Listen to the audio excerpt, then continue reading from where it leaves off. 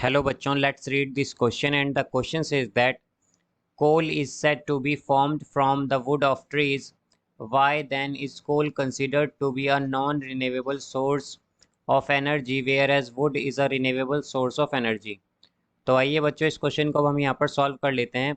इस क्वेश्चन में बच्चों हमसे ये कहा गया है कि जो कोल है वो वुड से बना हो वो ट्री से बना होता है या वुड से बना होता है, पर जो कोल है उसे हम non renewable source of energy कहते हैं और जो वुड है उसे हम रिन्यूएबल सोर्स ऑफ एनर्जी कहते हैं। ऐसा क्यों है?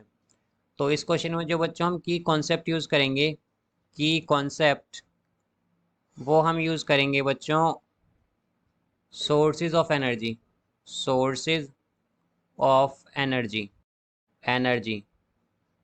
तो बच्चों जैसा कि हम जानते हैं कि कोल किससे बनता है, बेसिकली ये ट्रीज से बनता है या हम कहें कि बड़ी ट्रीज से बनता है।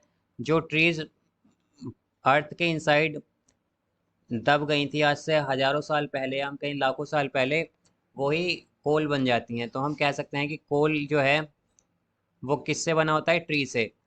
पर इसे टाइम बहुत लगता है, it takes thousand of year, it takes thousand thousands of year, thousands of year to form ये बनने में बच्चों इसे हजारों साल लग जाते हैं। जो हमारा कोल होता है या पेट्रोल वगैरह होते हैं ये काफ़ी टाइम में बनते हैं टू फॉर्म। बट अगर हम बात करें बच्चों वुड की, तो वुड जो है हमारा, अगर हम वुड को बच्चों एक बार यूज़ कर लेते हैं तो इसे हम रीयूज़ इस तरह से करते हैं कि हम इसे दोबारा से ट्री को प्लांट करते हैं और वो ग्रो हो जाता है।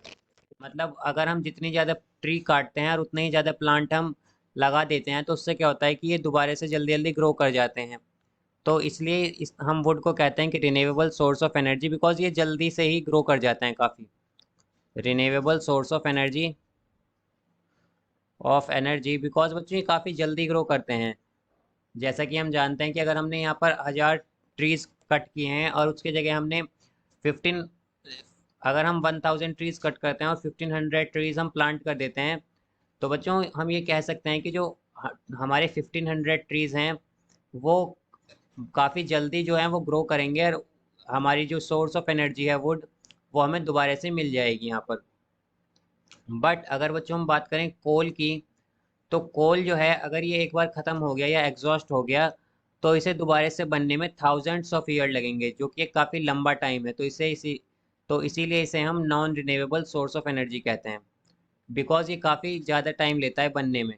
Renewable source of energy, source of non renewable source of energy, source of energy.